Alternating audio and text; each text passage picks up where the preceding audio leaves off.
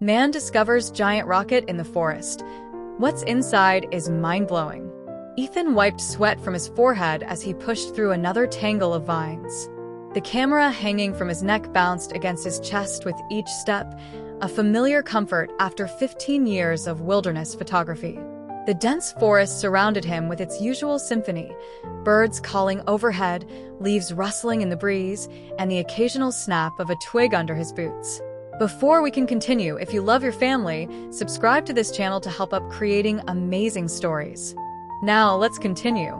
He'd been trekking through this remote area for 3 days now, following tips from local hunters about strange structures deep in the wilderness. Most times, these tips led to nothing more than old hunting cabins or abandoned mining equipment. But Ethan lived for those rare moments when he stumbled upon something truly extraordinary, like the time he found that perfectly preserved World War II fighter plane in the Alaskan wilderness, or the ancient Native American cave paintings in Utah that had somehow escaped documentation. The afternoon sun filtered through the canopy, creating patches of light that danced across the forest floor. Ethan paused to check his GPS coordinates and take a swig from his water bottle. The air felt different here, thicker somehow, with an electric quality he couldn't quite explain. His instincts, honed by years of exploration, told him something was off about this part of the forest. He adjusted his backpack and continued forward, using his machete to clear a path through the undergrowth. The vegetation seemed denser here, as if nature was trying to hide something. As he pushed through a particularly thick patch of vines, his machete hit something with a distinct metallic clang. Ethan froze. That sound didn't belong in this forest. He cleared away more vines, his heart rate picking up as he exposed what lay beneath. The metallic surface that emerged was smooth and curved, definitely man-made. But it wasn't some small piece of equipment or debris. This thing was massive. As he cleared more vegetation, the structure seemed to grow before his eyes. "No way," he muttered to himself, stepping back to get a better view. "This can't be what I think it is." But it was. The more he cleared, the more certain he became. He was looking at the hull of a rocket. Not a small test rocket or a missile, but a full-sized launch vehicle, the kind that could carry humans into space. It lay at an angle, partially buried in the earth, as if it had been deliberately hidden here decades ago. Ethan's hands trembled as he pulled out his camera and began documenting his find. The rocket surface was weathered but still intact, its metal skin a dull gray under years of accumulated grime. He estimated it must be at least 40 feet in diameter, bigger than anything he'd expected to find out here. Questions raced through his mind as he circled the visible portion of the structure. How did something this huge end up in the middle of nowhere? Why wasn't it on any records? The forest around it was old growth. These trees had been here for at least 50 or 60 years, which meant the rocket must have been here at least that long. The whole scene felt wrong somehow. Ethan had explored enough abandoned places to know when something was off. This wasn't just an old rocket that had crashed or been abandoned. The way it was positioned, the careful way it had been concealed, this had been deliberately hidden. As he continued his investigation, the forest seemed to grow quieter. The bird calls that had accompanied him all day faded away, leaving an eerie silence broken only by the sound of his own movement. The air felt heavier, almost pressurized, like the moment before a thunderstorm. Ethan pulled out his satellite phone and tried to get a signal. Something like this needed to be reported. But the screen showed no bars. He wasn't surprised. Reception had been spotty all day, and whatever this thing was made of probably wasn't helping. The rocket's hull stretched away into the undergrowth, disappearing beneath years of accumulated soil and vegetation. Ethan estimated at least 2/3 of it must be buried. He'd seen enough rockets in museums to know this was something different. The design wasn't quite like anything he recognized from NASA or the Soviet space program. He ran his hand along the metal surface, feeling the unusual texture.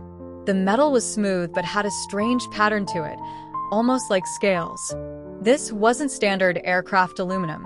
Whatever this thing was made of, it was something special. The sun was getting lower in the sky, casting long shadows through the trees. Ethan knew he should probably make camp and continue his investigation in the morning, but something about this discovery had him on edge. He couldn't shake the feeling that he needed to learn more now. He pulled out his flashlight and continued examining the hull, looking for any identifying marks or symbols. Near what he guessed was the rocket's midsection, he found some faded lettering. Years of exposure had almost completely erased it, but he could make out what looked like OP followed by what might have been an H. Operation something, he mumbled to himself, taking close-up photos of the lettering. The government loved their operations, and finding out which one this was might help him uncover the rocket's history. The light was fading fast now, and the forest had taken on that special kind of darkness that seems to swallow up flashlight beams. Ethan felt the first stirrings of real fear. He'd spent countless nights alone in the wilderness, but something about this place made the hairs on the back of his neck stand up. He set up his camp about 50 yards from the rocket, close enough to keep an eye on it but far enough away to feel safe. As he heated up his dinner over a small camping stove, he couldn't take his eyes off the looming shape in the gathering darkness. The rocket seemed to absorb the remaining light, its hull he found on the walls that really got his attention. Pinned up with what looked like magnetic clips were dozens of photographs. Most showed people in lab coats or military uniforms, posing in front of equipment or gathered around conference tables. Normal enough, except for what was in the background of some shots. Ethan moved closer, holding his flashlight steady. In one photo, a group of scientists stood in front of what looked like a window, but instead of showing the outside world, it seemed to look into somewhere else. The space beyond the window was filled with shifting colors and impossible geometries. Another photo showed a man in a pressure suit unlike anything Ethan had ever seen. It wasn't a space suit, at least not any kind he recognized. The material looked almost organic, with sections that seemed to pulse and shift even in the still image. The beeping was louder now, more insistent. It was coming from somewhere ahead, past another curved corridor. Ethan checked his camera, but the screen was still showing nothing but static. Whatever had happened in that crystal chamber had fried something in the electronics. Moving past the break room, Ethan found what looked like living quarters. Small compartments lined both sides of the corridor, each about the size of a train sleeper car. Most of the doors were open, revealing bunks and personal storage areas. The rooms were a strange mix of military efficiency and personal touches. Photos taped to walls, books stored in nets, small items secured to surfaces with Velcro. In one room, he found a journal lying open on a desk. The handwriting was neat but rushed, like someone taking notes during a lecture. Most of it was technical stuff he couldn't follow, equations, diagrams, references to theories he'd never heard of. But scattered throughout were more personal entries. Day 47, another failure with the dimensional interface. Dr. Hale thinks the problem is with the temporal alignment, but I'm not so sure. Something about the way the field collapsed. It wasn't like the other times. Jenkins swears he saw something come through just before the shutdown. Says it looked like a hand, but made of light. Day 53. Success. Sort of. We managed to maintain a stable portal for almost 3 minutes. The readings were off the charts. But when we tried to send the probe through, I've never seen anything like it. The metal just stopped being metal, like it forgot what it was supposed to be. Hale is excited, says this proves his theory about matter-state vulnerability during transdimensional transfer. I'm not so sure. Something about this feels wrong. The entries continued, getting increasingly strange. There were references to visitors and messages from the other side. The writer seemed to be growing more paranoid, talking about being watched by things that lived in the spaces between dimensions. The last entry was different. The handwriting was shaky, urgent. They're shutting us down. Said the project is too dangerous, too unpredictable. But they don't understand. We're so close. Hale has a plan. Says he can prove it works, prove it's safe. He's going to... God, I can't believe we're actually considering this. But what choice do we have? Everything we've worked for, everything we've discovered. We can't let them bury it. We can't. The entry ended there, mid-sentence. Ethan carefully photographed each page with his phone, since his camera was still malfunctioning. The images came out blurry and distorted, but they were better than nothing. The beeping had changed pitch, becoming more urgent. It was definitely coming from somewhere ahead, maybe around the next bend. Ethan gathered his courage and moved forward, trying to ignore the way the shadows seemed to move at the edge of his vision. The next room he found was larger, clearly some kind of laboratory. Banks of equipment lined the walls, most of it covered in dust sheets. But one section was different, a desk with multiple monitors, all now softly glowing with that same blue light he'd seen before. Papers were scattered across the surface, covered in those strange symbols mixed with normal text. One document caught his eye, a diagram showing what looked like nested circles, with arrows pointing in impossible directions. At the center was a drawing of something that hurt his eyes to look at, like an object that couldn't quite decide what shape it was supposed to be. The beeping was coming from the next room. As Ethan approached the doorway, he could see more of that blue light spilling out. The air felt thick again, charged with that same strange energy he'd felt before. Whatever was making that sound, whatever had been sleeping in this rocket all these years, he was about to find it. He took a deep breath, adjusted his grip on his flashlight, and stepped through the doorway. The room Ethan entered was different from anything he'd seen so far. Circular in shape, it reminded him of an operating theater, with a raised platform in the center surrounded by monitoring equipment. But instead of a surgical table, the platform held something that made him stop dead in his tracks. It was a chamber, about 8 feet tall, and made of that same crystalline material he'd seen before. The walls were frosted over, but a soft blue light pulsed from within, matching the rhythm of the beeping that had led him here. Cables and tubes ran from the base of the chamber to various pieces of equipment around the room, all of which were now humming with power. As Ethan approached, his skin began to tingle again. The air around the chamber seemed to shimmer, like heat waves rising from hot pavement. He could make out a shape inside, human-sized, floating in what looked like liquid but couldn't be, not after all these years. Nearby, a console had come to life. Its screen showed vital signs, heart rate, blood pressure, brain activity. All normal, all steady. But how could anything be alive in there after so long? Something on the console caught his eye, a small red button beneath a clear plastic cover. Next to it was a label that read, Emergency Revival Sequence. Ethan's hand hovered over it. Everything he knew about safety and preservation of historical sites told him not to touch anything. But something else, something deeper, told him this was why he was here. On the floor near the chamber, he spotted a notebook. Unlike the previous journal, this one was pristine, as if it had been written yesterday. The handwriting was different too, more controlled, more precise. The first page was dated July 15th, 1963. Final log entry, Dr. Marcus Hale. If you're reading this, then something has gone right or very, very wrong. The shutdown order came today. They're ending the project, burying everything we've discovered. I can't let that happen.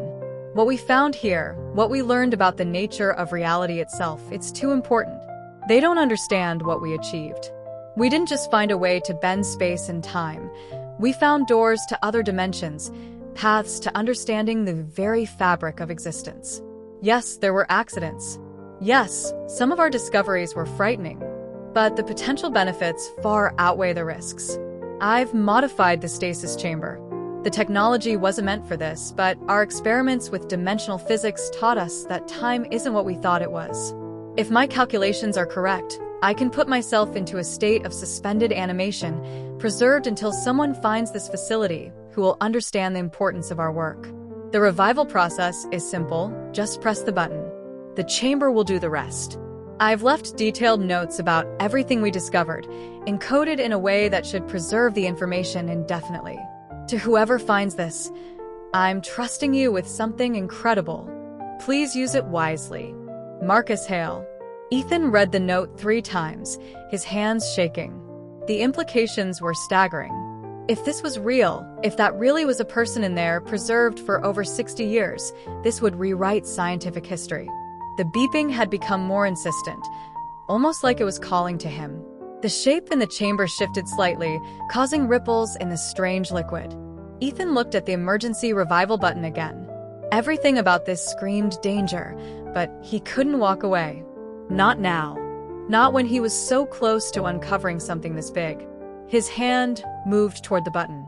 The plastic cover flipped up easily, revealing the glowing red surface beneath. One press, that's all it would take. One press to wake up a man who had been sleeping since the Kennedy administration, a man who claimed to have discovered things that should be impossible. The hum of power grew louder, and the blue light pulsed faster, as if the rocket itself was holding its breath, waiting to see what he would do. Ethan took a deep breath, said a quick prayer to whatever might be listening, and pressed the button. The moment Ethan's finger left the button, the room erupted into activity. Lights flashed on everywhere, temporarily blinding him. The hum of power grew into a roar, and the crystal chamber began to glow so brightly he had to shield his eyes. The liquid inside the chamber started draining, revealing more details of the figure suspended within. It was definitely a man, dressed in what looked like a tight-fitting suit made of some silvery material. His face was peaceful, like someone taking a nap rather than someone who'd been frozen in time for 60 years. Screens around the room came alive, displaying streams of data and status readings. The beeping changed to a series of tones that reminded Ethan of a hospital heart monitor. Steam or vapor began venting from the base of the chamber, creating a fog that swirled around his feet. Reanimation sequence initiated, announced a calm female voice, making Ethan jump. Cellular restoration at 20%. Vital signs stable. Beginning neural pathway reconstruction. The man in the chamber twitched slightly. The monitors showed his heart rate increasing, brain activity spiking in complex patterns. More vapor hissed from vents in the ceiling, filling the room with a warm, slightly sweet smell. Neural pathway reconstruction at 50%. The voice continued. Beginning consciousness restoration. Please stand clear of the chamber. Ethan backed away, his own heart pounding. The crystal walls of the chamber were becoming transparent as the last of the liquid drained away. He could see the man's face clearly now, middle-aged, with strong features and dark hair streaked with gray at the temples. His eyes were moving beneath their lids, like someone in the middle of a dream. Warning: temporal displacement effects detected. Compensating. The voice had lost some of its calmness. Quantum stability at 75% and falling. Emergency protocols engaged. The chamber began to vibrate. Blue lightning crackled across its surface, and for a moment, Ethan could have sworn he saw other shapes in there with the man, ghostly forms that flickered in and out of existence. The air felt thick, heavy with that same strange energy he'd felt before. Stabilization failing, the voice announced. Emergency purge required. Clear the area immediately. Ethan dove behind one of the monitoring stations just as the chamber made a sound like breaking glass. There was a flash of brilliant white light, a wave of force that knocked equipment over, and then silence. He waited a few seconds, ears ringing, before slowly peeking out. The chamber was intact, but its surface had turned completely transparent. The man inside was standing now, eyes open, one hand pressed against the crystal wall. He looked confused but alert, impossibly alive after decades in suspension. Their eyes met through the crystal. The man's expression changed from confusion to something like relief. He gestured at a control panel near the base of the chamber, then pointed to a sequence of buttons. Ethan hesitated only a moment before moving to the panel. Following the man's gestures, he pressed the buttons in sequence. The chamber made a soft clicking sound, and a seam appeared in its surface. With a hiss of escaping air, the front section swung open. The man stepped out carefully, supporting himself against the chamber's frame. He took a deep breath, then another, like someone testing out lungs that hadn't been used in a very long time. When he spoke, his voice was hoarse but clear. "Thank you," he said. "I wasn't sure anyone would ever find this place." He straightened up, still a bit unsteady. "I'm Dr. Marcus Hale, and you've just helped me complete an experiment that's been running for 61 years. Ethan stood there, struggling to process what was happening. The man in front of him, Dr. Hale, was looking around the room with an expression of both recognition and surprise, like someone returning home after a long trip to find things slightly rearranged. "The equipment's held up better than I expected," Hale said, running his hand along one of the control panels. "The temporal field must have protected more than just the stasis chamber." He turned back to Ethan. I'm sorry, I haven't asked your name. Ethan, he managed to say. Ethan Reed. I'm a wilderness explorer and photographer. I found this place by accident. Hale nodded, a slight smile on his face. There are no accidents with things like this, Mr. Reed. The rocket has ways of making itself found when the time is right. He took a few experimental steps, his movements becoming more steady. How much have you seen? The control room, the living quarters, the lab. Ethan gestured vaguely. I found your journal, and others, about the experiments you were doing here, about dimensional travel. Hale's expression grew serious. Then you understand why I couldn't let them shut us down. Why I had to preserve the knowledge, even if it meant. He trailed off, looking at the stasis chamber. How long exactly has it been? It's 2024, Ethan said. You've been in there for over 60 years. Hale absorbed this information with surprising calm. Longer than I intended, but it worked. The stasis field maintained quantum coherence across the temporal gap. Remarkable. He walked to one of the screens, studying the data scrolling across it. And the dimensional barrier readings are still active. Even better than I hoped. A sudden tremor ran through the rocket, making equipment rattle. The lights flickered, and that strange humming sound returned, louder than before. Hale said, his calm demeanor cracking slightly. That's not good. The revival sequence must have destabilized the containment field. He moved quickly to a central control station, his fingers flying over the keyboards. The rocket wasn't meant to maintain dimensional isolation for this long. The barriers are starting to break down. What does that mean? Ethan asked, not sure he wanted to know the answer. It means we've got trouble. Hale pointed to a display showing what looked like a three-dimensional map of the area. Red spots were appearing on it, growing and spreading like ink drops in water. Those are dimensional breaches, places where our reality is starting to overlap with others. If we don't contain them, they'll start affecting the surrounding area. The forest, the ground, everything within a mile radius could be exposed to dimensional bleed. Another tremor, stronger this time. One of the screens cracked, sparks flying from its surface. The humming had taken on a painful edge, making Ethan's teeth vibrate. Can you stop it? He asked, watching as more red spots appeared on the map. Yes, Hale said, still typing. But the containment protocols require manual activation from the primary control center. Someone has to stay behind to manage the shutdown sequence. He looked up at Ethan, his expression grim. And once it starts, there's no guarantee they'll survive the process. The implications of what Hale was saying hit Ethan like a physical blow. Someone would have to sacrifice themselves to prevent whatever was happening from spreading beyond the rocket. The question was, who? Another violent shake rocked the rocket, sending loose equipment crashing to the floor. The humming had become a shriek, and the air itself seemed to be rippling, like the surface of a pond in a storm.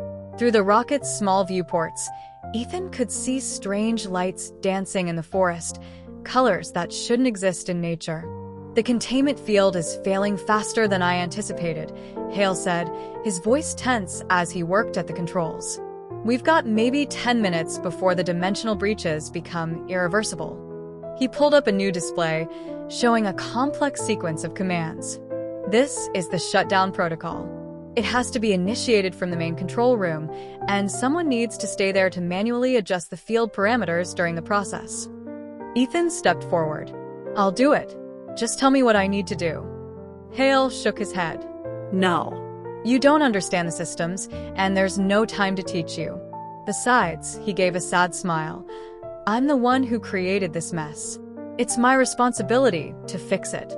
The floor beneath them buckled slightly, and a warning alarm began blaring from somewhere deep in the rocket. Through the viewports, Ethan could see trees bending in impossible ways, their branches twisting into shapes that hurt his eyes to look at. We need to move now, Hale said. He reached into a nearby cabinet and pulled out what looked like a small flash drive, but made of that same crystal material as the stasis chamber. This contains everything, all our research, all our discoveries, everything we learned about dimensional physics and the true nature of reality. He pressed it into Ethan's hand. Get this to people who can understand it. Scientists, researchers, people who can use it responsibly. But what about you? Ethan asked, gripping the drive tightly. I've had my time, Hale replied. More than most, really. He gestured at a narrow corridor that led toward the rocket's rear. That passage leads to an emergency exit. Once you're out, get as far away from here as you can. The containment procedure will cause a localized dimensional collapse. Anything within 100 yards will be, well, let's just say you don't want to be nearby. Another tremor, stronger than before. The lights flickered and died, leaving only the eerie glow from the breaches illuminating the room. Through the walls of the rocket, Ethan could hear something that sounded like voices, thousands of them, all speaking in languages that had never existed on Earth. Go, Hale said firmly, already turning back to the controls. You've done what you needed to do. You found this place, you woke me up, and now you'll make sure our discoveries aren't lost again. He began typing rapidly, his fingers flying over the keyboards. I'd say see you around, but he gave a short laugh. Well, you know. Ethan wanted to argue, to find another way, but he knew there wasn't time. The dimensional breaches were spreading faster now. He could actually see them, like tears in the air that showed glimpses of other places, other realities. Some beautiful, some terrifying, all impossible. He took one last look at Hale, who was now surrounded by floating holographic displays, working with the focused intensity of someone who knew exactly what needed to be done. Then he turned and ran down the escape corridor, the crystal drive clutched tightly in his hand. Behind him, he could hear Hale's voice, calm and clear over the rocket speakers, initiating final containment sequence. May God forgive us for what we discovered here. Ethan ran through the narrow corridor, his way lit by emergency. In sea lights that flickered and pulsed with each new dimensional tremor. The rocket's metal walls groaned around him, buckling under forces they were never designed to contain. Strange shadows danced at the edge of his vision, shapes that shouldn't exist in our reality, trying to break through. The escape tunnel seemed to stretch forever, though it couldn't have been more than 100 feet. Every few steps, Ethan had to dodge around pieces of equipment that had broken loose from their mountings. The crystal drive in his pocket felt warm, almost alive, pulsing in sync with the dimensional disturbances. Behind him, he could hear Hale's voice echoing through the rocket's communication system, calling out status updates in a calm, professional tone that belied the chaos around them. Containment field at 30% capacity. Beginning power redistribution to critical systems. Dimensional breach count increasing. Finally, Ethan saw it, the emergency exit, a heavy circular hatch with a manual release wheel. He grabbed the wheel with both hands and turned it with all his strength. It resisted at first, decades of disuse fighting against him, then suddenly gave way with a screech of protesting metal. The hatch swung open, revealing the forest beyond. But it wasn't the same forest he'd walked through that morning. The trees were distorted, their branches twisting in ways that defied physics. The air was filled with shifting colors that had no names in any human language, and the ground itself seemed to ripple like water. Warning. Hale's voice came through one final time, now tinged with urgency. Containment collapse imminent. Critical systems failing. If you can hear this, clear the area immediately. Dimensional rebound in 3 minutes. Ethan didn't need to be told twice. He launched himself through the hatch, landing hard on the warped ground below. His feet sank slightly into the earth, which had the consistency of thick mud despite looking solid. He pulled free and started running, not daring to look back at the nightmare landscape forming behind him. The forest had become a maze of impossible geometry. Trees bent away from him as he passed, their bark rippling with patterns that seemed to follow his movement. The air grew thick, then thin, then thick again, making it hard to breathe. Sounds came from all directions, whispers in unknown languages, music that could never be played by human instruments, and underneath it all, a deep thrumming that seemed to come from the fabric of reality itself. He ran until his lungs burned, counting the seconds in his head. How long had it been?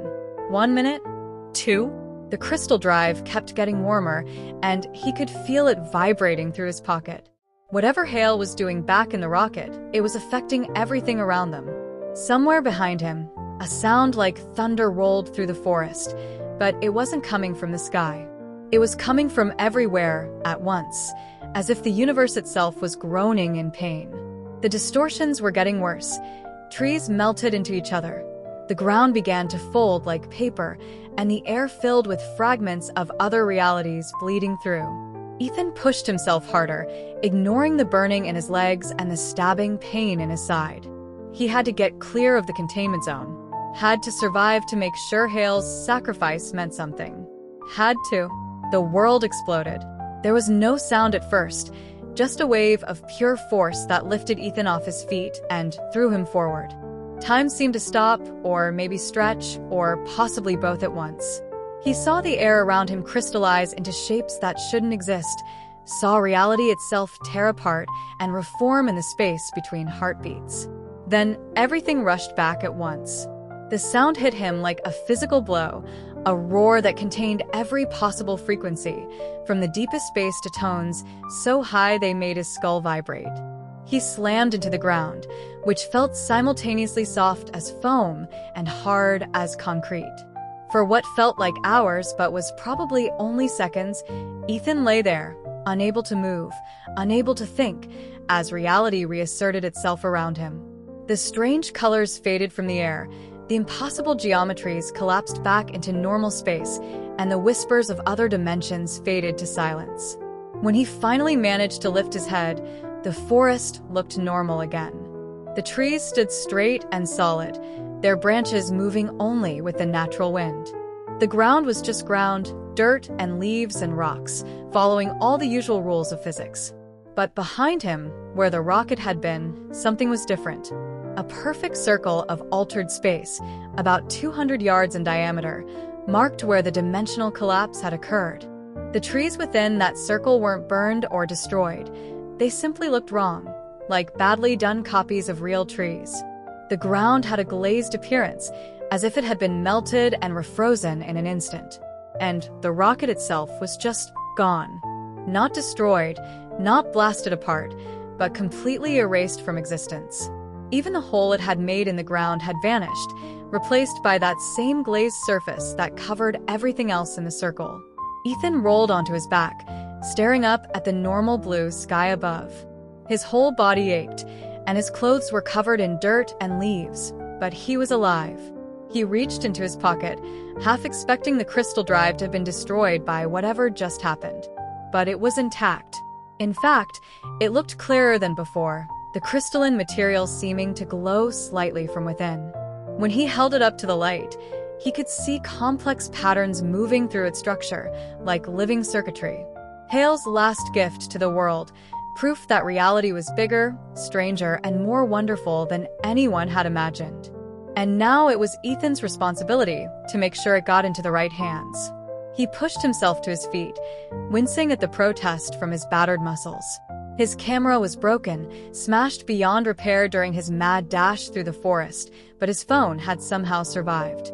He took a few pictures of the altered area, knowing they wouldn't really capture what had happened here but needing to document it anyway. Then he turned and began the long walk back to civilization, the crystal drive secure in his pocket, and the weight of an impossible truth pressing down on his shoulders. The world was about to change, and he was carrying the key that would unlock that change. Behind him, in the altered circle of forest, reality settled into its new configuration. And somewhere, in a place between dimensions, the echo of Hale's last actions rippled through the fabric of existence, leaving marks that would take centuries to fade. Some mysteries, Ethan realized, were meant to be found. Some secrets were meant to be uncovered. And some discoveries, no matter how dangerous, had to be made, because without them, we'd never know just how vast and strange and beautiful the universe really was. He took one last look at the site where the rocket had been, whispered a quiet thank you to Marcus Hale, and started walking.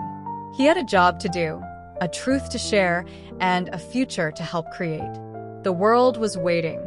3 days later, Ethan sat in his small apartment, surrounded by printouts, notes, and his laptop. He hadn't slept much since returning from the forest. How could he? Every time he closed his eyes, he saw those impossible colors, those reality-bending shapes. And the crystal drive wouldn't let him rest anyway. He'd spent hours trying to access its contents. It wasn't compatible with any standard computer port, but it seemed to react to his touch, displaying holographic data in the air whenever he held it. The information was overwhelming: decades of research, experimental data, and personal logs, all stored in that small crystal piece. His phone rang, making him jump. The caller ID showed an unlisted number. He'd been getting a lot of those lately, ever since he'd started reaching out to scientific institutions about his discovery. This time, he decided to answer. "Mr. Reed?" The voice was female, authoritative. "This is Dr. Sarah Chen from the Quantum Physics Department at MIT. I received your email about the crystal storage device and Dr. Hale's research." Ethan sat up straighter. Finally, someone was taking him seriously. "Yes. Thank you for calling. I've been trying to get someone to look at this data. It's beyond anything I've seen before." "I believe you." Something in her tone made him pay closer attention. "In fact, I knew Marcus Hale. Or rather, I knew of him. His work was legendary in certain circles. Officially, he disappeared during a failed experiment in 1963. Unofficially." She paused. "Could we meet?" This isn't the kind of conversation we should have over the phone. 2 days later, Ethan found himself in a small conference room at MIT, facing Dr. Chen and 3 other scientists. The crystal drive sat on the table between them, glowing softly. Operation Horizon wasn't just about dimensional travel, Dr. Chen explained, pulling up old documents on her tablet. It was about finding an escape route. In 1963, the world was on the brink of nuclear war. Several governments secretly funded research into alternative survival strategies. Hale's team was the most successful. She showed him photographs, old black and white images of the rocket being built, of teams of scientists working on equipment he now recognized from his exploration. They discovered something extraordinary: the existence of parallel dimensions, alternate realities that could potentially support human life. But more than that, they found ways to manipulate the barriers between these dimensions. The experiments worked, one of the other scientists, Dr. Patel, added. Too well, actually. They opened doorways to other dimensions, but what they found there? He shook his head. The reports are classified, but there were incidents. People disappeared. Others came back, changed.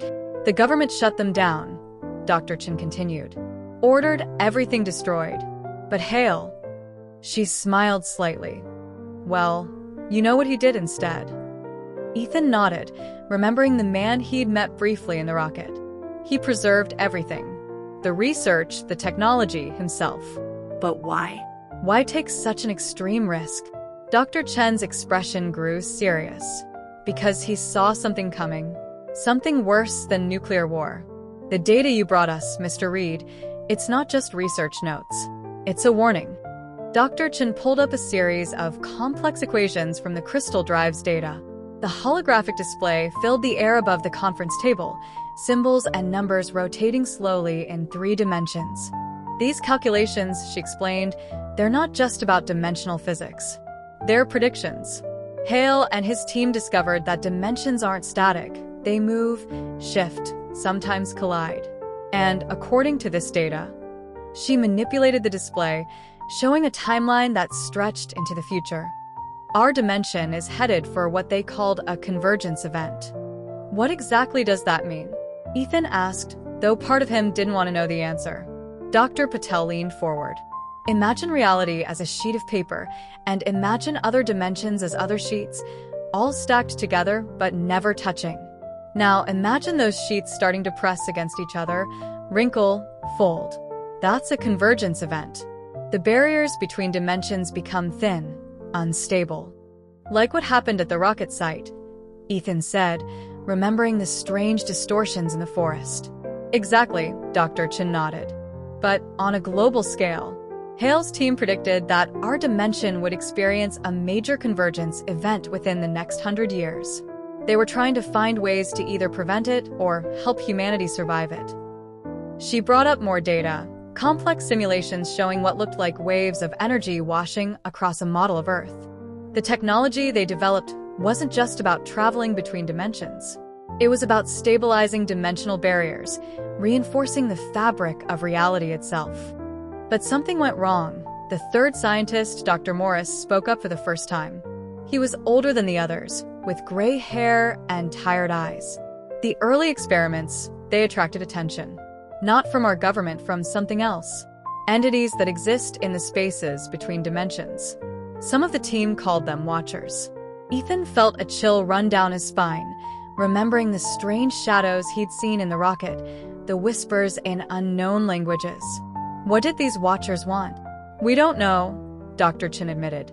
But according to Hale's notes, they seemed very interested in humanity's attempts to understand dimensional physics.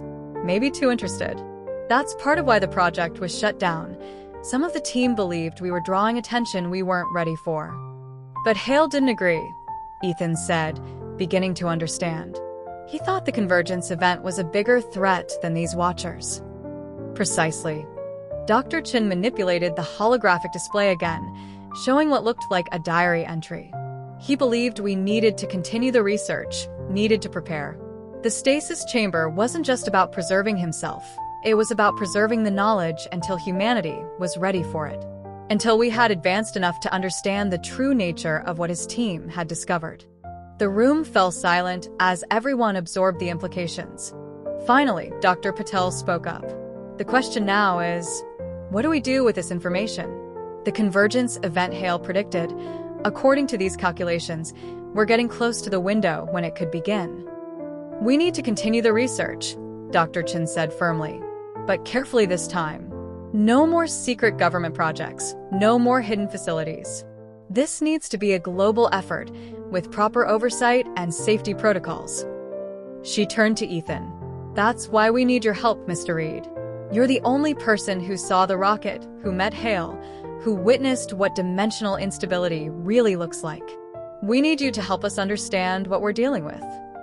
Ethan looked at the crystal drive, still glowing softly on the table. He thought about Hale's sacrifice, about the responsibility he'd been given. Where do we start? Dr. Chin smiled, but it didn't reach her eyes. We start by learning everything we can. Because if Hale's predictions are correct, we don't have much time. Over the next few hours, the scientists walked Ethan through more of Hale's research. The crystal drive contained terabytes of data, organized in a way that seemed to adapt and respond to their questions. It wasn't just a storage device, it was an interactive database designed to teach and guide those who accessed it. Look at this, Dr. Morris said, pulling up a new set of diagrams. Hale's team wasn't just studying dimensional physics, they were developing technology to manipulate it. The rocket itself wasn't just a laboratory, it was a prototype dimensional stabilizer. That explains what happened when I found it, Ethan said, remembering the strange sensations he'd felt. The rocket was still trying to maintain dimensional stability in the area around it, even after all those years. Dr. Chin nodded. And when you woke Hale, it disrupted the containment field. But look at these readings from your phone. She displayed the data from the photos Ethan had taken after the collapse. The dimensional distortions didn't spread beyond the containment zone. Hale's final actions, he didn't just shut down the rocket, he created a permanent stable point in that location. A dimensional anchor, Dr. Patel explained, excitement creeping into his voice. A fixed point that helps maintain the barrier between dimensions. We might be able to use this technology to create a network of stabilization points around the world, prepare for the Convergence event. But Dr. Morris looked concerned. The power requirements would be enormous. And there's another problem. He brought up more of Hale's notes. The Watchers. Every time we manipulate dimensional energy, we risk attracting their attention. Hale's last entries suggest they're already more active than they were in the 60s. Maybe that's not entirely bad, Ethan suggested, thinking out loud. I mean, if other dimensions are going to start bleeding into ours anyway, wouldn't it be better to make contact on our terms? Try to understand what we're dealing with. The scientists exchanged looks. That's actually something Hale considered, Dr. Chin said slowly. His later research included attempts at communication with extra-dimensional entities. He believed some of them might be willing to help us. She pulled up another section of data, this one showing complex patterns that seemed to shift and change as they watched. These are what he called dimensional signatures, like fingerprints of different realities. He was working on a way to identify which dimensions might be friendly to human life, which ones might contain intelligent beings we could communicate with, and which ones we should avoid at all costs, Dr. Patel added grimly. Not everything out there is benevolent. Some of the accidents during Operation Horizon, they happened when they made contact with the wrong kinds of dimensions. Ethan thought about the strange voices he'd heard in the rocket, the shadows that moved in ways shadows shouldn't. So, what's our next move? First, we need to secure funding and assemble a team, Dr. Chin said. This isn't something we can do alone. We need experts from multiple fields: physics, mathematics, biology, even psychology. We're dealing with concepts that challenge our basic understanding of reality. And we need to move fast, Dr. Morris added. According to Hale's calculations, the convergence event could begin manifesting within the next decade. Small at first, subtle changes in physical constants, unexplained phenomena, increases in what people call paranormal activity. But it will accelerate quickly once it starts. Dr. Chin pulled up a global map, overlaid with points of dimensional instability that Hale had identified. We need to establish monitoring stations at these locations, begin gathering current data, and we need to start developing our own version of the stabilization technology. She turned to Ethan. Are you willing to help us? This won't be easy, and it won't be safe. But you've seen what we're dealing with firsthand. We need people who understand the reality of the situation. Ethan looked at the crystal drive, thinking about Hale's sacrifice and the trust he'd placed in whoever found his research. The choice was already made, really. It had been made the moment he'd stepped into that rocket. I'm in, he said. Where do we start? Dr. Chin smiled, and this time it reached her eyes. We start by learning to walk between worlds, and hope we're ready for what we find there. The next few months passed in a blur of activity. MIT had provided them with a secure facility in a sub-basement, away from prying eyes. The room hummed with the sound of sophisticated monitoring equipment, all focused on studying the crystal drive and the dimensional phenomena it predicted. Ethan had taken a leave of absence from his regular work. This was more important. He spent his days working with the team, helping them understand what he'd seen in the rocket, trying to make sense of the increasing signs that Hale's predictions were already coming true. Look at this, Dr. Chin said one morning, pointing to a screen filled with data points. We're seeing spikes in quantum fluctuations at all the locations, Le identifier. The barriers are getting thinner. They'd set up monitoring stations at 20 different sites around the world, each one chosen based on Hale's calculations. The data they were collecting was troubling. Reality itself seemed to be becoming less stable, though most people wouldn't notice the changes yet. The public reports are increasing too, Ethan said, pulling up a map dotted with pins. Each one represented an unexplained event, strange lights, impossible sounds, moments where the laws of physics seemed to take a coffee break. People are starting to notice, even if they don't understand what they're seeing. Dr. Patel rushed into the room, clutching a tablet. His face was pale. We got a problem, a big one. He threw the data up onto the main screen. Remember those dimensional signatures Hale identified? The ones we should avoid? We're picking up readings that match one of them. And it's strong. The location was in the middle of the Pacific Ocean, about 500 miles from the nearest land. The readings showed a growing disturbance in the fabric of reality, like a tear slowly widening. How long? Dr. Chin asked, already pulling up containment protocols they developed based on Hale's research. Hours, maybe less, Patel replied. Whatever's on the other side, it's pushing through. And it's not doing it randomly. These patterns. He highlighted a section of the data. This is deliberate. Something is trying to break through. Ethan felt a chill run down his spine. The Watchers? No. Dr. Morris had been quiet until now, studying the readings with a grim expression. This is something else. Something worse. Look at the energy signature. It's similar to what Hale recorded during the accident that got the project shut down. They all knew about that incident. It was detailed in Hale's personal logs, an experiment gone wrong that had briefly opened a door to somewhere that shouldn't exist. 3 people had disappeared that day. The ones who remained had nightmares for years about what they'd glimpsed through the portal. We need to do something, Ethan said. Can we use the stabilization technology? Create an anchor point like the one at the rocket site? Maybe. Dr. Chen was already running calculations. But we'd need a way to deliver it. The disturbance is in the middle of the ocean, and it's growing fast. By the time we got conventional transport out there. What about the prototype? Dr. Patel suggested quietly. Everyone turned to look at a door at the back of the lab. Behind it was their greatest secret, a device they'd built based on Hale's designs. It was supposed to be a controlled way to study dimensional energy, to practice creating stable points without risking another full breach. It's not ready, Dr. Morris protested. We haven't tested it properly. The power requirements alone. We don't have a choice, Dr. Chen cut him off. If that thing breaks through. She didn't need to finish the sentence. They'd all seen the simulations of what could happen if a hostile dimension made contact with ours. The prototype sat in its containment chamber, looking deceptively simple, a sphere about the size of a basketball, made of the same crystalline material as Hale's drive. Its surface swirled with complex patterns that seemed to move of their own accord, responding to the dimensional energies it was designed to manipulate. The theory is solid, Dr. Chen explained as they prepared it for activation. It creates a focused field of dimensional energy, similar to what the rocket was doing, but on a smaller scale. If we can get it close enough to the disturbance, we might be able to force the breach closed.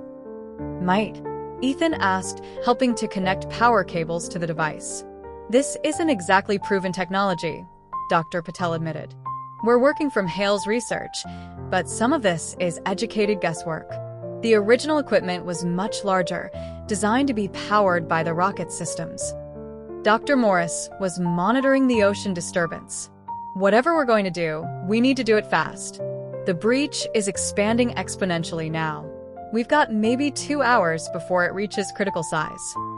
They'd requisitioned a military transport plane, called in some favors that Dr. Chen had apparently been saving for a rainy day. The prototype was loaded into a specially designed container, cushioned against the vibrations of flight. I'm going with it, Ethan announced as they finished the loading procedures. That's not necessary, Dr. Chen started to protest, but Ethan cut her off. I'm the only one who's seen these things in action. I was there when Hale contained the rocket's breach. I know what to look for, what to expect. He checked his protective suit, another piece of equipment they developed based on Hale's designs.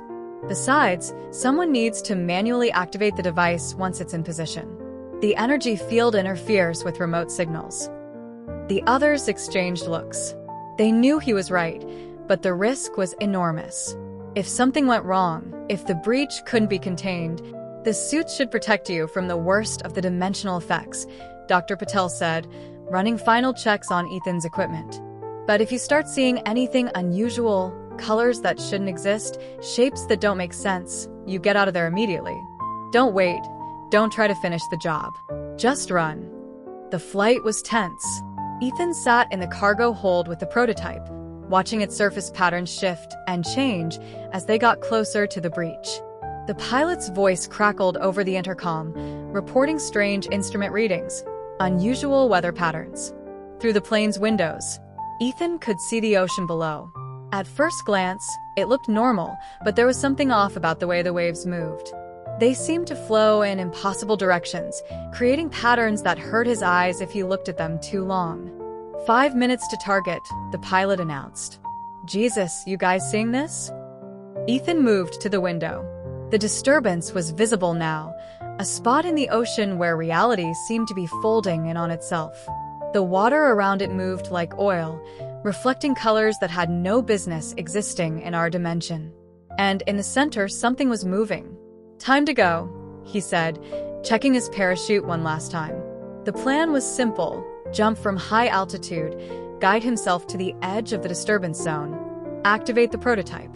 Simple, except for all the ways it could go horribly wrong. The cargo door opened, and cold wind whipped through the plane.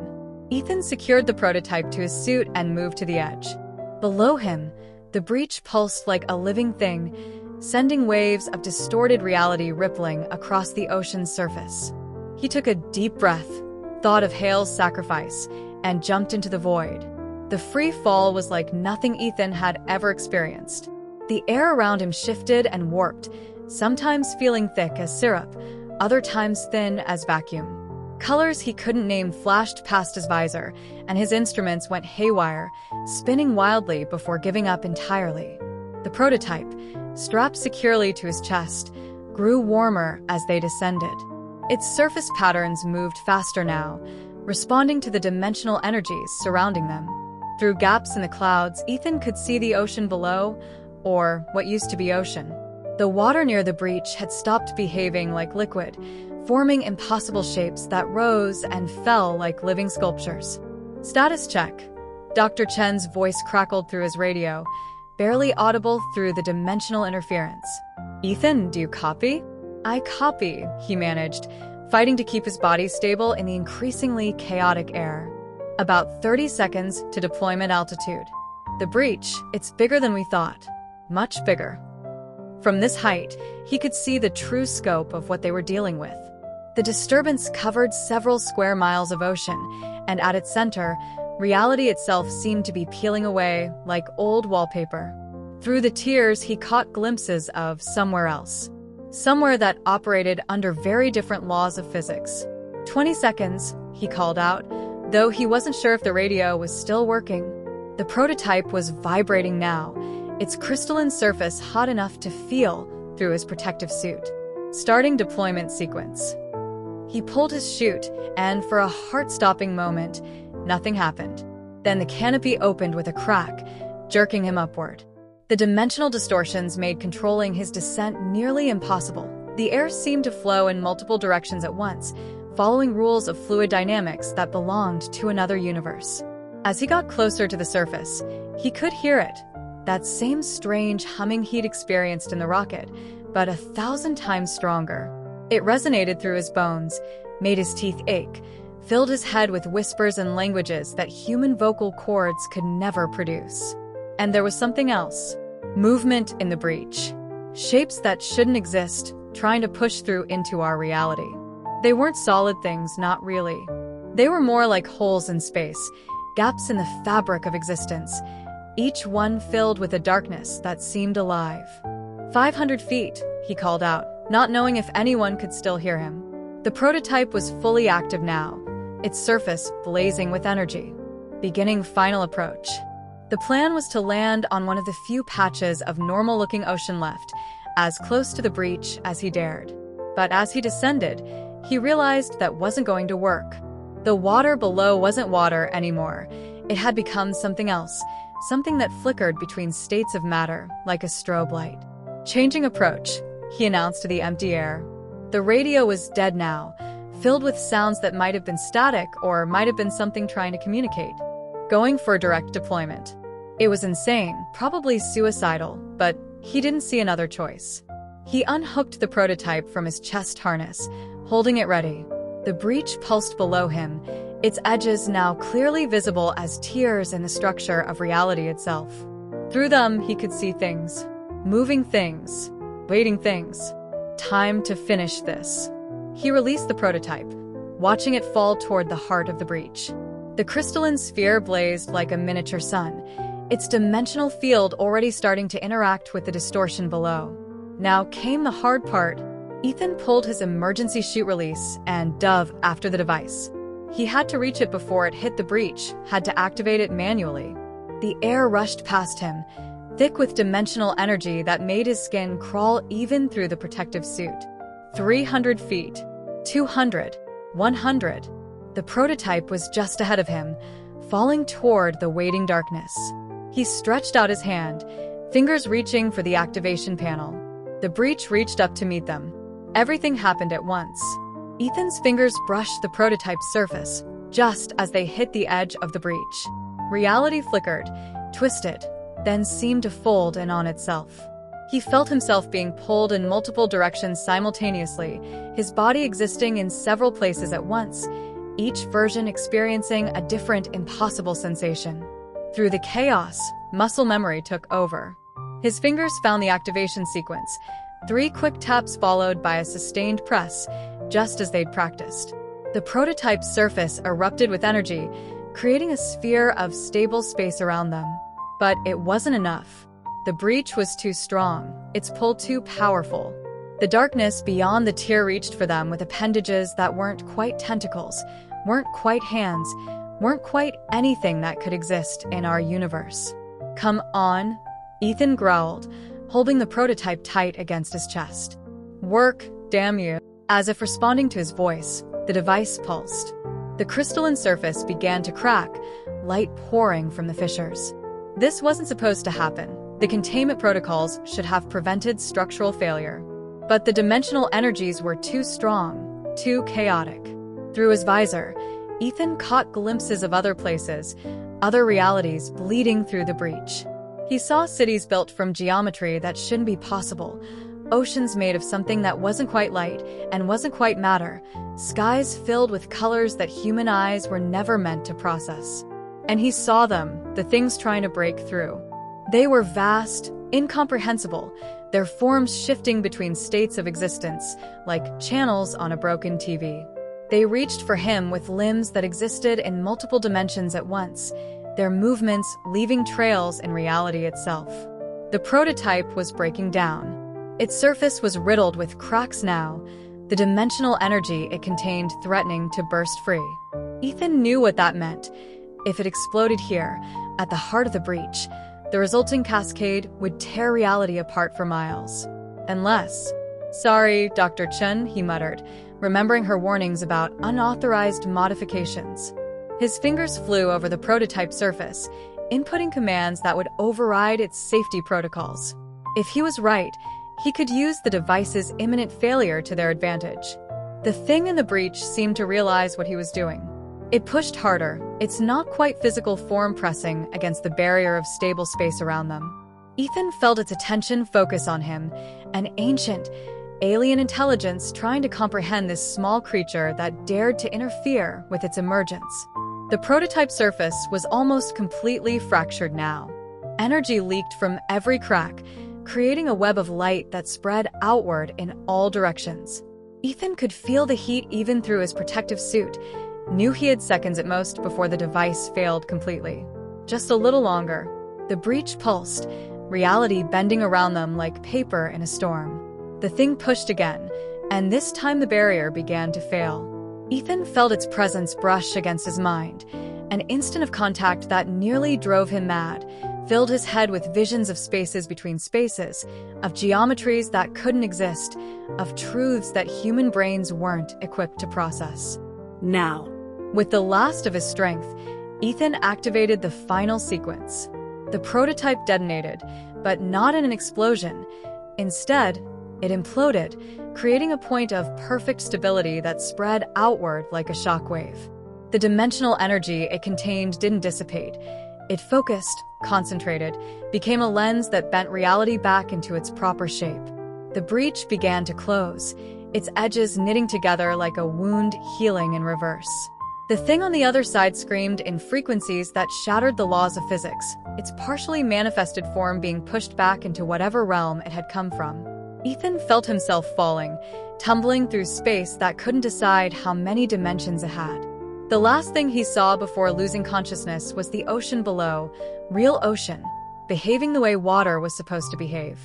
Then darkness took him, and he fell into a sleep filled with dreams of impossible geometries and the endless spaces between worlds. Ethan woke up in a military hospital 3 days later. The walls of his room were lined with monitoring equipment, some of it standard medical gear, some of it clearly designed to measure things other than vital signs. Dr. Chen was sitting beside his bed, dark circles under her eyes, suggesting she hadn't slept much. "Welcome back," she said, managing a tired smile. "You had us worried there for a while." Ethan tried to sit up, found his body surprisingly responsive despite what it had been through. The breach Closed. Completely.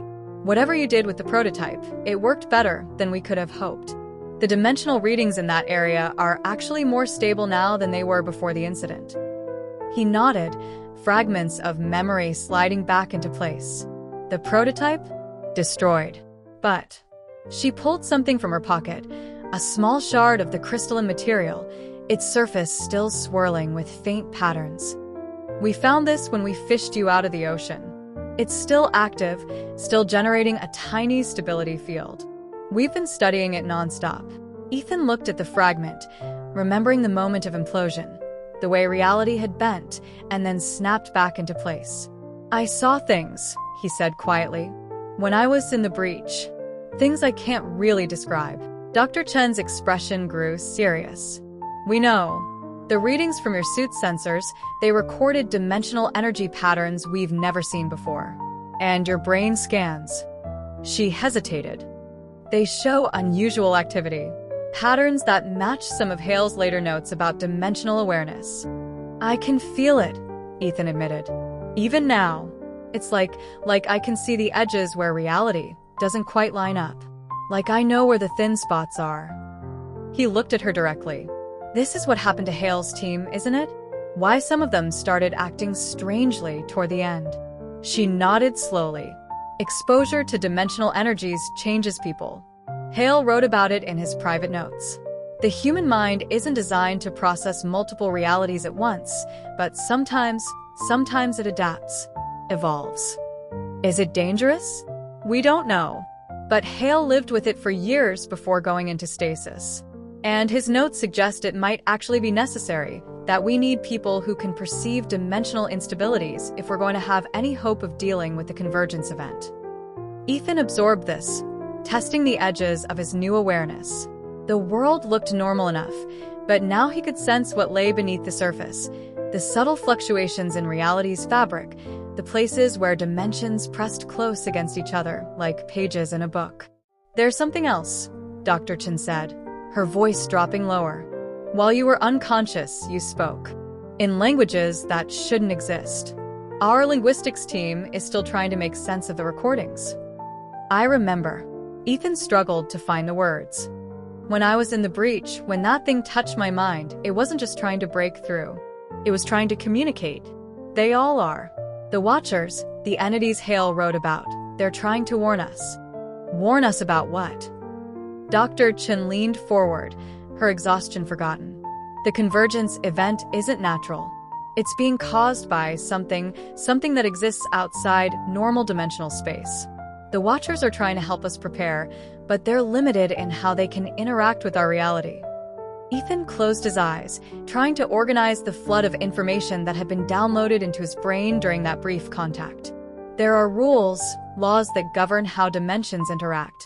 The Watchers can't directly interfere, can't just give us the solutions.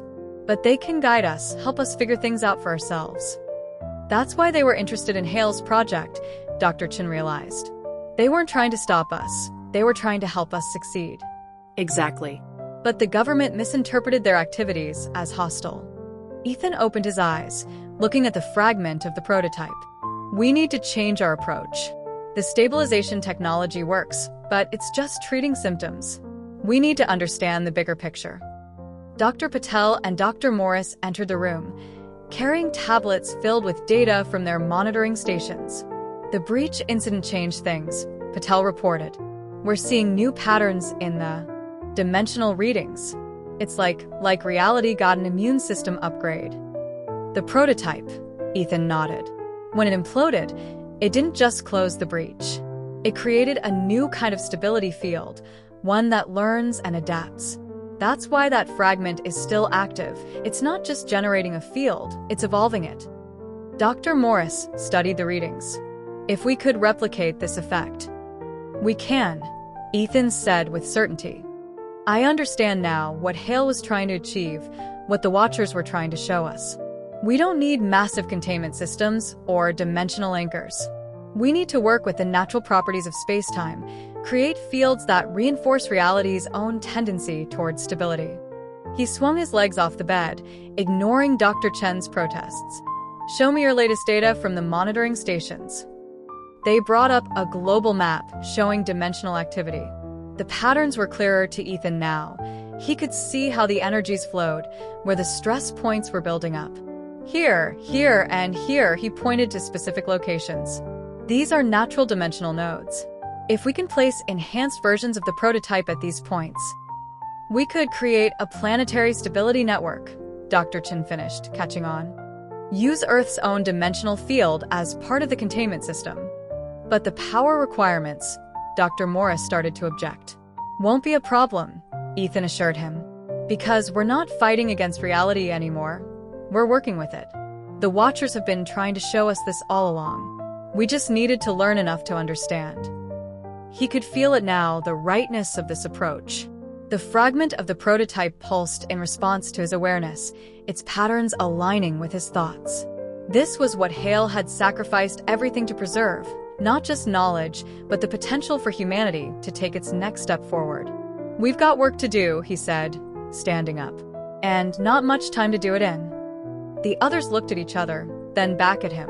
They could sense the change in him, not just his new understanding, but the certainty that came with it. The dimensional contact had given him something that Hale and his team had only glimpsed, a clear view of both the danger they faced and the path to surviving it. Dr. Chun picked up the prototype fragment. Where do we start? Ethan smiled. We start by learning to listen. The Watchers have been trying to teach us all along. It's time we became better students. The fragment pulsed again, stronger this time, as if in agreement. Outside the hospital window, the sun was rising on a world that looked the same but felt different. A world where the barriers between dimensions were no longer walls to break through, but bridges to understand. The real work was just beginning. 6 months later, Ethan stood on a hilltop overlooking the Pacific Ocean, near the site where he'd closed the breach. The prototype fragment hung from a chain around his neck, its soft pulsing a constant reminder of everything that had changed. The first of the new stability nodes was active now, hidden beneath the waves below. Unlike the crude prototype that had saved his life, this one worked in harmony with the natural dimensional flows of the planet. From certain angles, if he let his enhanced perception focus just right, he could see the field it generated, a subtle strengthening of reality's fabric, like invisible threads weaving space-time into a stronger whole. The readings are perfect, Dr. Chen said, joining him on the hilltop. She held up a tablet showing the node's output. Better than perfect, actually. The field is adapting, growing stronger as it learns the local dimensional patterns. They're all going to be different, Ethan explained, his new understanding flowing naturally now. Each location has its own flavor, I guess you could call it. The nodes need to match that, become part of the natural flow. In the months since the breach incident, they'd made incredible progress. The world's governments, finally convinced of the threat by the Pacific incident, had provided the resources they needed. Teams were already preparing the other node sites, working from Ethan's insights and the ever-growing database of information they were building. But more importantly, they'd established contact. Not direct communication, that was still impossible given the vast differences between dimensional states, but a kind of understanding with the Watchers. The entities had become more active, more visible to those who knew how to look, offering guidance in their subtle way. The Chinese team reported another signature last night, Dr. Chen said, pulling up the data. Same pattern as before. Ethan nodded. They'd been seeing these energy signatures more frequently, brief, controlled dimensional fluctuations that left behind fragments of information. The Watchers couldn't speak to them directly, but they could leave signs, clues that Ethan's altered perception could interpret. They're showing us the next step, he said, studying the pattern. See how it relates to the node network? They're not just helping us defend against the convergence, they're teaching us how to navigate it. You really think that's where this is heading? That we'll learn to move between dimensions like they do? Not exactly like they do. We'll find our own way. But yes, that's the goal. The convergence event isn't just a threat, it's an opportunity. A chance for humanity to join a larger community of, let's call them dimensional travelers. A cool breeze swept up from the ocean, carrying the salt smell of waves and something else, a subtle vibration that his normal senses wouldn't have detected 6 months ago. The node below was reaching out, connecting with the planetary field, strengthening the very structure of reality around them. Hale knew, Ethan said softly. Not everything, but enough to point us in the right direction. That's why he preserved the research, why he waited all those years. He knew we'd need to be ready when the time came. Dr. Chen was quiet for a moment, watching the waves below. Do you ever regret it? Getting involved in all this? Ethan touched the prototype fragment at his neck, feeling its resonance with the larger node network. He thought about everything that had changed, about the impossible things he now saw daily, about the responsibility they all carried. No, he said finally. This is where we were always heading. Humanity's next step. We just needed a little help finding the path. Below them, the node pulsed steadily, its field reaching out to touch others across the globe. Soon there would be more, forming a web of stability that would help Earth weather the coming convergence. And beyond that, well, beyond that lay wonders they were only beginning to understand. The Watchers had shown them the door. Now it was up to humanity to learn how to walk through it. This was Hale's true legacy, not just the technology or the research, but the vision of a future where humanity could reach beyond the boundaries of its own dimension. A future they were now, step by careful step, beginning to build. Ethan smiled as another breeze brought the taste of other realities, other possibilities. The real adventure was just beginning. Disclaimer: this channel does not support or tolerate any form of discrimination, racism, prejudice, or violation of human rights. The stories presented here are original and created by the author with the aim of promoting reflection, awareness, and dialogue. All content is developed with respect for diversity and the dignity of all people.